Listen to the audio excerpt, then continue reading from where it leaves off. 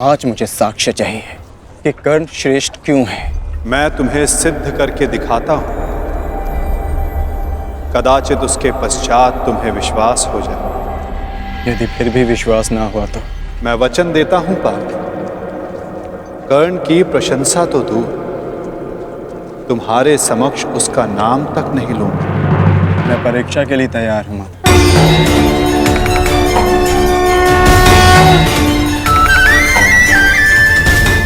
उन दो पर्वतों को देख सकते हो पार्थ?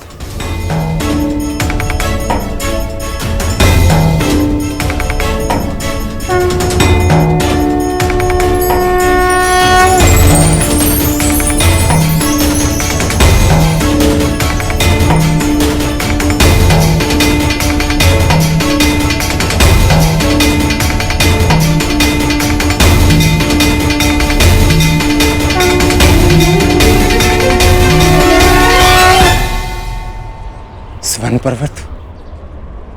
हाँ पार्थ, अब ये दोनों पर्वत स्वर्ण में परिवर्तित हो चुके हैं।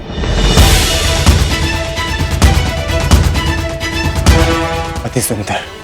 स्वर्ण वो वस्तु होती है पार्थ, जिसे हर कोई अर्जित करना चाहता है।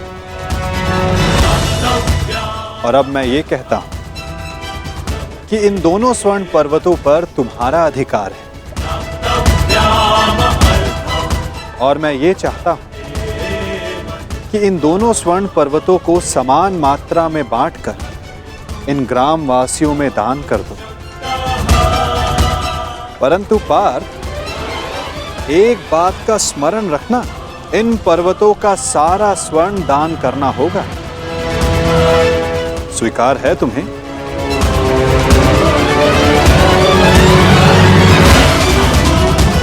मुझे स्वीकार।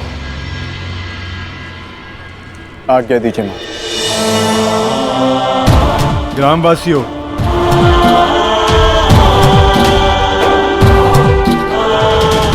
मैं पांडु पुत्र अर्जुन ये घोषणा करता हूं, ये दोनों स्वर्ण मेरु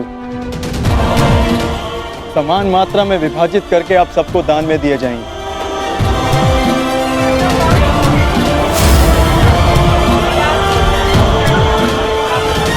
इसलिए आप एक पंक्ति में खड़े हो जाएं और अपना अपना भाग लेकर आगे जाएं। और विश्वास रखिए, सबको समान मात्रा में स्वर्ण मिलेगा। पांडु पुत्र अर्जुन के, पांडु पुत्र अर्जुन के, पांडु पुत्र अर्जुन के, पांडु पुत्र अर्जुन के।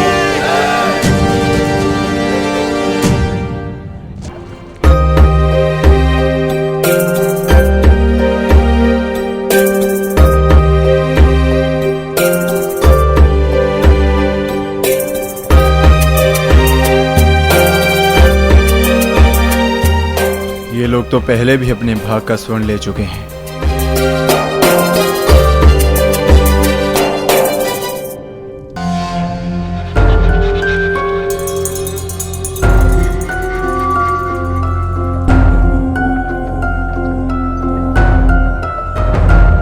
रुक जाइए, थोड़ा विश्राम करते हैं। कुछ समय पश्चात पुनः प्रारंभ करें।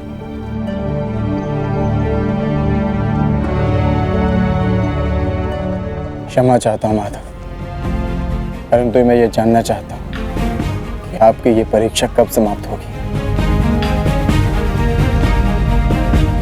अभी तक तो मैं आधा पर्वत भी नहीं बांध पाया और थकान सा अनुभव कर रहा हूं। पार्थ, अभी तो तुम्हारी परीक्षा का आरंभ हुआ है और तुम इतना शीघ्र थक गए। थक तो मैं गया ही हूं माधव, परंतु पराजय स्वीकार नहीं करूंगा।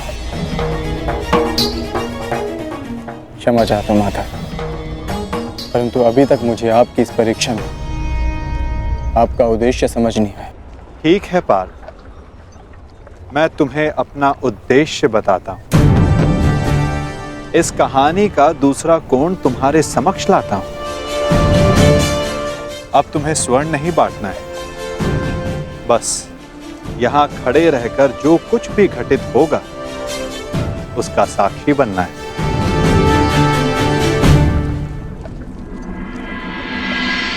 दिव्य दृष्टि से बाण शक्ति युक्ति से जीते ये सारा रण, शांत चित्त धरे आत्मबल भरे, जीते हर बाधा गण सूर्य।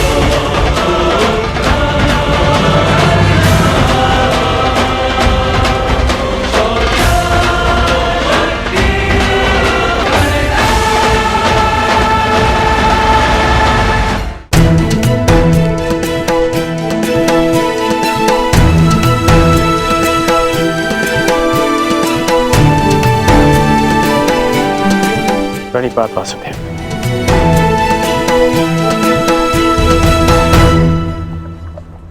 आदेश कीजिए कि कैसे आपने मुझे स्मरण किया।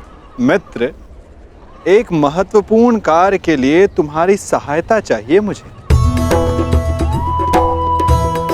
बड़े समय से इस कार्य को पूर्ण कैसे करूं, उसके विषय में सोच रहा था, तो तुम्हारा स्मरण हो आया। और मुझे पूर्ण विश्वास है कि तुम्हारे अतिरिक्त इस कार्य को और अधिक उत्कृष्टता से कोई नहीं कर सकता।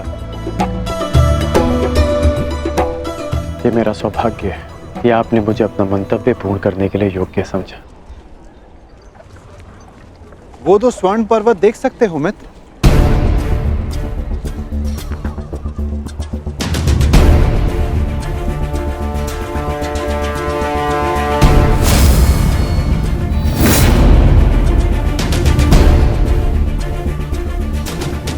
अब इन स्वर्ण पर्वतों पर तुम्हारा अधिकार है,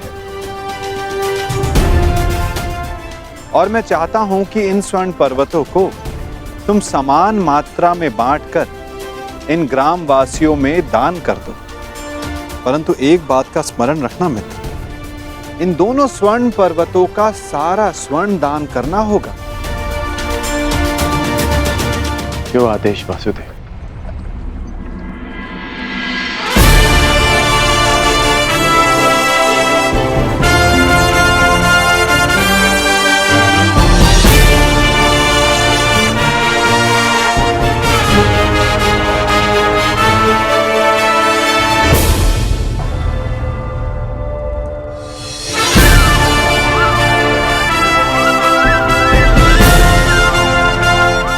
मैं सभी ग्रामवासियों से निवेदन करता हूं कि ये दोनों स्वर्ण पर्वत अब आपके अधीन हैं। आप सब जाकर इस सारे स्वर्ण को आपस में समान भाग में बांट लें।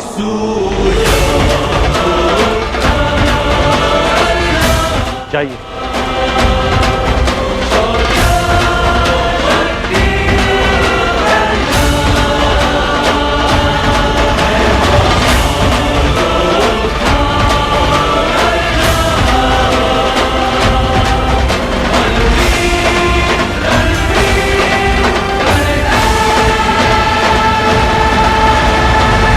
प्रणिपात।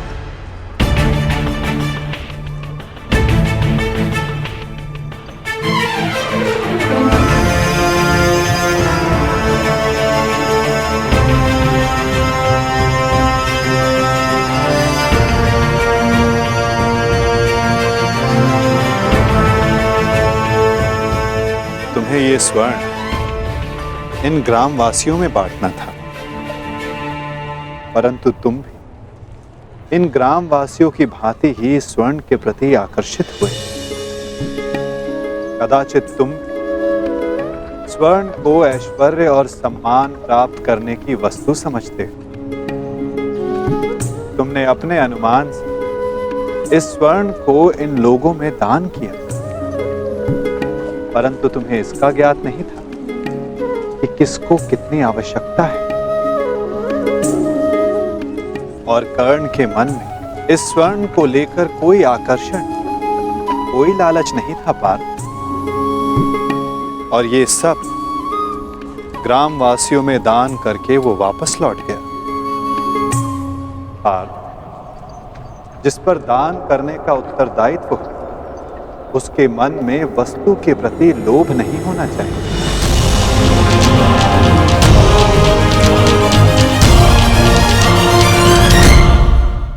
तुम्हारे मन में ये इच्छा थी कि तुम्हारा न्याय पूर्वक ये स्वर्ण दान करने के लिए ये लोग तुम्हारी प्रशंसा करें और कर्ण के मन केवल कर्म करने की इच्छा थी पार्थ, फल पाने की नहीं।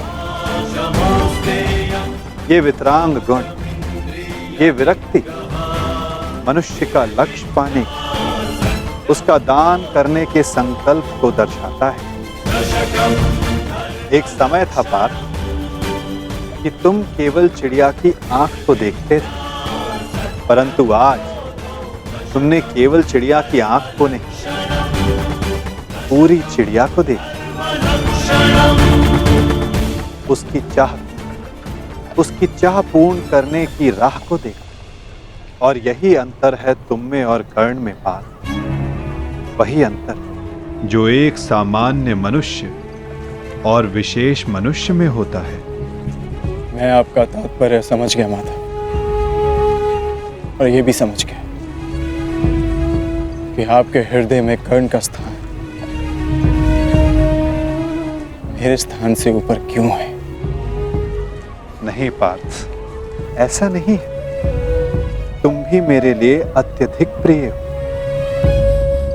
परंतु जैसा कि मैंने पहले भी कहा, जितना प्रेम, जितना सम्मान मेरे हृदय में कर्ण के लिए, उतना ही प्रेम, उतना ही सम्मान तुम्हारे लिए भी मेरे हृदय में है पार्थ। परंतु कर्ण के प्रति मैं तुम्हारा दृष्टिकोण बदलना चाहता हूं। जिस प्रकार, जिस दृष्टि से मैं कर्ण को देखता हूं, उसी दृष्टि से तुम्हें भी दिखलाना चाहता हूं पार्थ। मैं तुम्हें केवल ये बताना चाहता था पार्थ कि क्यों कर्ण को दानवीर कर्ण के नाम से जाना जाता है। मैं समझ गया माता, आप धन्य हैं।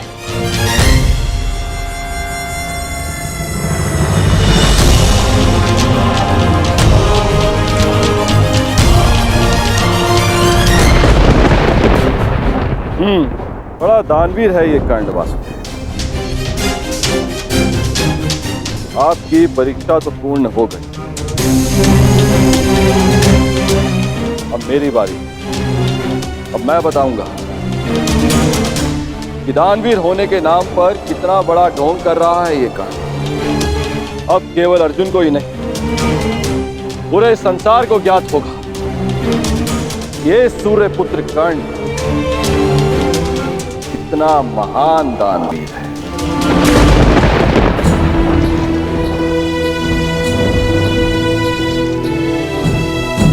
मित्र, तुम्हारी परीक्षा अभी पूर्ण नहीं हुई है। तुम्हारी इस दानवीरता की सबसे विकट परीक्षा अभी शेष है मित्र, और उस परीक्षा में सफल होने के लिए तुम्हें बहुत बड़ा मूल्य चुकाना होगा। तुम्हारी उस परीक्षा के समक्ष मेरी ये परीक्षा मानो बालकों का खेल सिद्ध होगी मित्र। सावधान रहना। आप जानते नहीं कि आज मैं कितना प्रसन्न हूं कि आपको मेरी चिंता है, कि मैं आपके मन में बसता हूं। अब मुझे और कुछ नहीं चाहिए। अब यदि मैं अपने प्राणों को भी दान में दे दूं, तब भी सदा मैं धनी रहूंगा।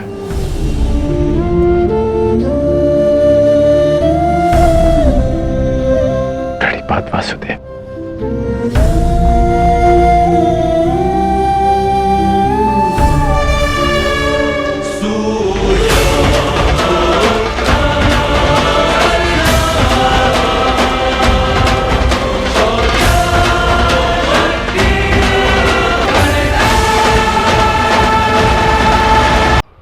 एक महाचक्रवात आने को है कर्ण, ऐसा विकराल चक्रवात जिससे कोई भी सुरक्षित नहीं रह पाएगा। और मैंने ये सब इसलिए किया ताकि सब इसे सहने के लिए, इसका सामना करने के लिए तैयार हो सके।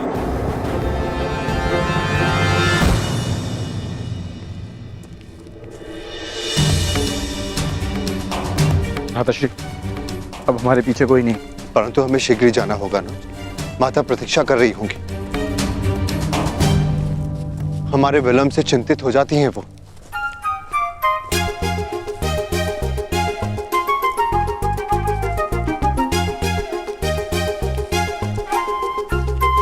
एक क्षण रुकिए आर्यपुत्र।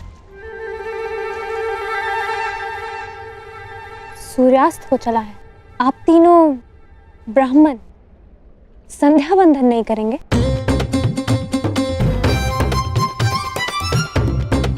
कोई ब्राह्मण किसी भी परिस्थिति में संध्या बंधन नहीं भूलता।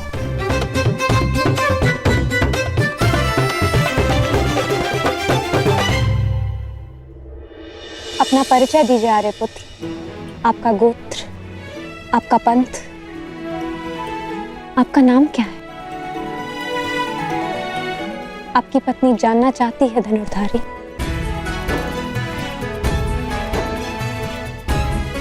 अपनी पत्नी से भी अपना नाम छुपाने का क्या कारण हो सकता है?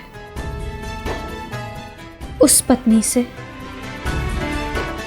जो कदाचित आपको पहचान चुकी है।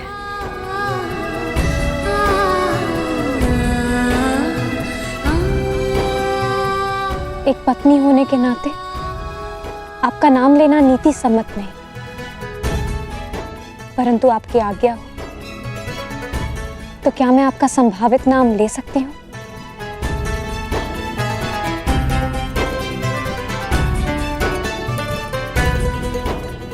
याज्ञसेनी द्रौपदी अपने महाधनुर्धारी पति पांडुपुत्र अर्जुन को प्रणाम करती है।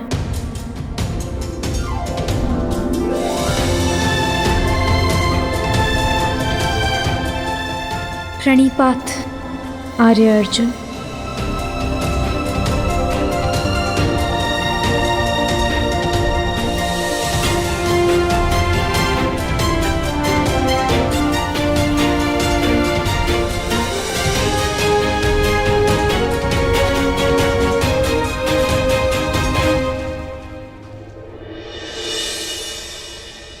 तो आप उस भीषण चक्रवात के लिए सबको तैयार कर रहे हैं?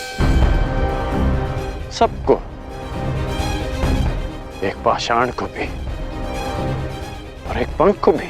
शीघ्र हस्तिनापुर लौट जाओ कर और तैयार रहो, चूंकि नियति की जो आंधी आने वाली है वो पाषाण और पंख में अंतर नहीं करेगी कर्ण।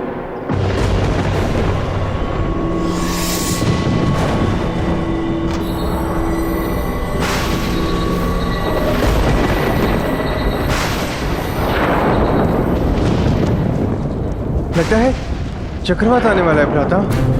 चिंता मत करो नकुल, हम समय पर घर पहुंच जाएंगे। परंतु माता से कहेंगे क्या? कहना क्या है? उन्हें चकित कर देंगे।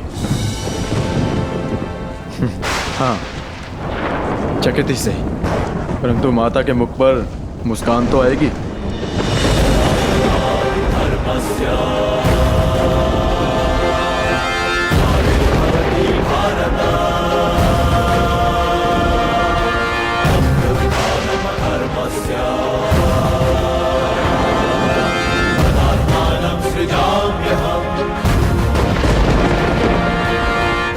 ऐसे भीषण चक्रवात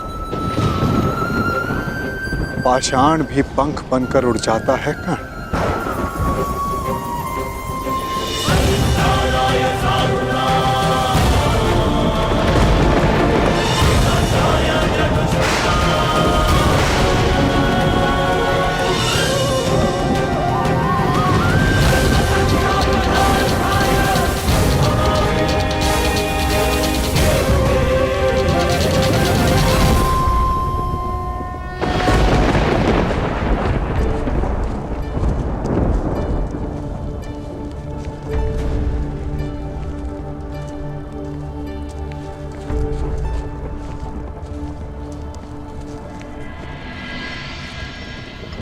माता देखिए, आज हमने भिक्षा में क्या प्राप्त किया है।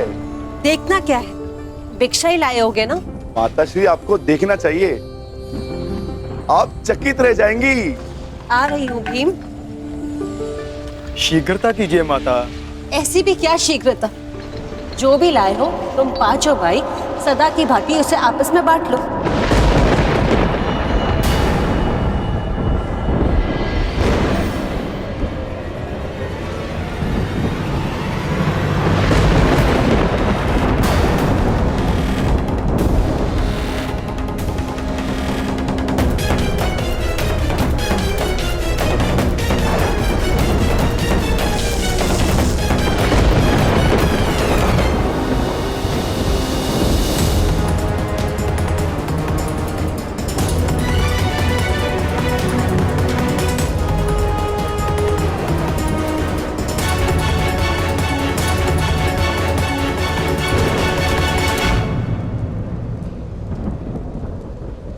आपने क्या अनर्थ कर दिया माताश्री।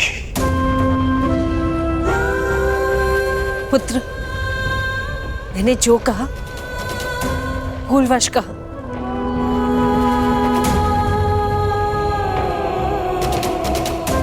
वही कहा जो तुम सबसे प्रतिदिन कहती थी। इसका अर्थ ये नहीं कि मेरी बात पाषाण की रेखा है। मैंने जो कहा उस बात का विस्मरण कर लो। जिस प्रकार हर एक कर्म का अपना एक फल होता है, उसी प्रकार मुख से निकले हर एक शब्द का प्रतिफल होता है। विशेषकर माता के शब्दों का। ये शब्द ही तो हैं जो कभी वरदान बन जाते हैं और कभी श्राप।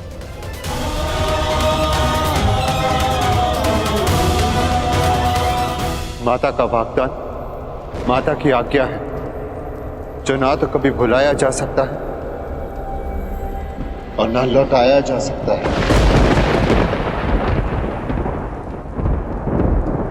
परंतु भ्राताश्री, उन शब्दों का विस्मरण करना होगा। एक स्त्री 5 पुरुषों से विवाह कैसे कर सकती है? अद्भुत!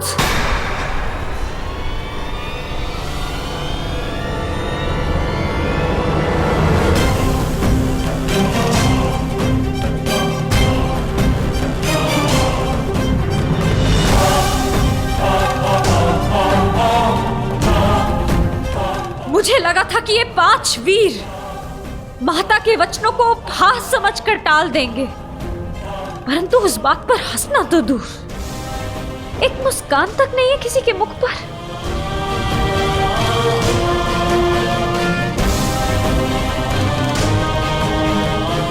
मुझे तो लगा था कि आप सब मुझे सांत्वना देंगे कि पांचाली, माताश्री ने भूलवश जो भी कहा उससे व्यथित ना हो, परंतु आप सब ये मंत्रणा कर रहे थे कि 5 पुरुष एक स्त्री से कैसे विवाह करेंगे।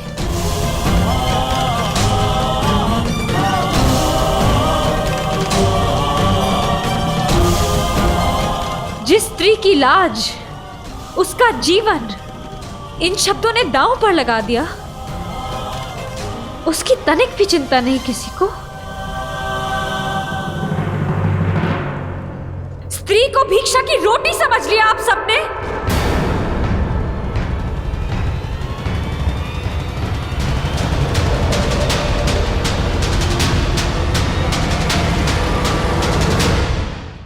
पुत्री, अपने शब्दों के लिए मैं क्षमा मांगती हूँ। नहीं माताश्री, आपने जो कहा वो भूलवश कहा, परंतु इन सब ने जानते समझते आपके साथ उपहास किया था। मेरी क्या भूल है माताश्री कि ये 5 भाई ये विवाद कर रहे हैं कि मुझे कैसे बांटना है।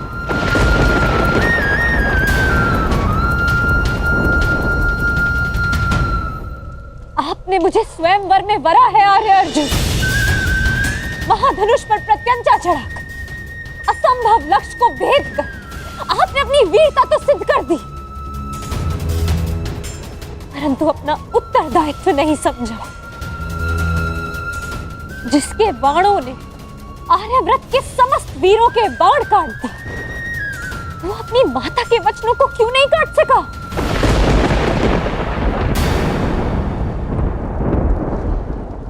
धर्मराज समझे जाने वाले प्रथम पांडवश्री माता के वचन झूठे सिद्ध, इस अधर्म की व्याख्या आप कर बैठे, परंतु एक स्त्री के मान की रक्षा का धर्म वो नहीं सूझा आपको।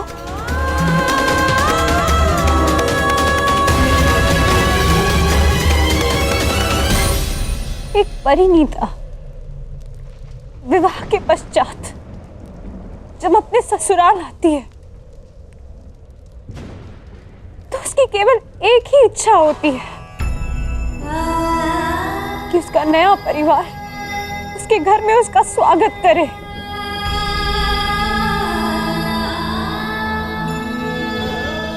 परंतु यहाँ मेरा बंटवारा करने पर विचार विमर्श कर रहे हैं आप सब, अपनी माता को चकित करने के प्रयास में।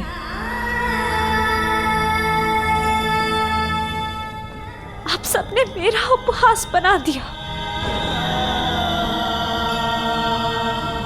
कि अब स्वयं नियति भी मुझ पर हंस रही है। क्या स्त्री एक विजेता का स्मृति चिन्ह है कि एक पल दिखाकर उसे प्राप्त करता है, एक उसे बांटने को कहता है और फिर शेष उसे बांटने की विधि खोजने लगते हैं।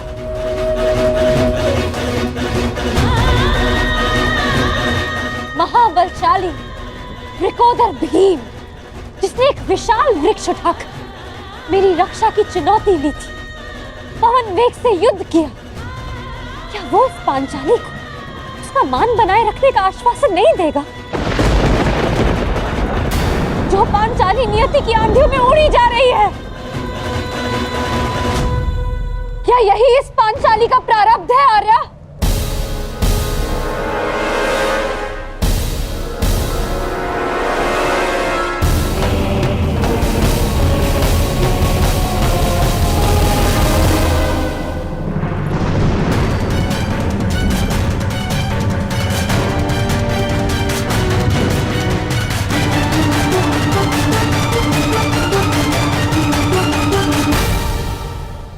स्वागत है अंगराज कर्ण, स्वागत है।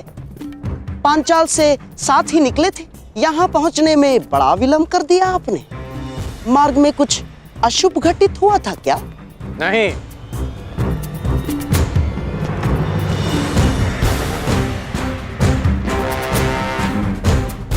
परंतु आपके इस भांति मार्ग में आने का अर्थ है कि यहाँ अवश्य कुछ अशुभ घटित होने वाला है। तुम्हारी विलक्षण बुद्धि को देखकर कभी कभी मुझे आश्चर्य होता है कि क्या तुम सचमुच सूत पुत्र ही हो? और एक बात, क्या द्रौपदी का वरण करने वाला वो युवक सचमुच ब्राह्मण पुत्र था अंगराज? है? और प्रश्न तो यह भी उठता है कि अर्जुन जैसे महाधनुर्धर का सामना करने में सक्षम कर्ण ने उस ब्राह्मण से युद्ध क्यों नहीं किया?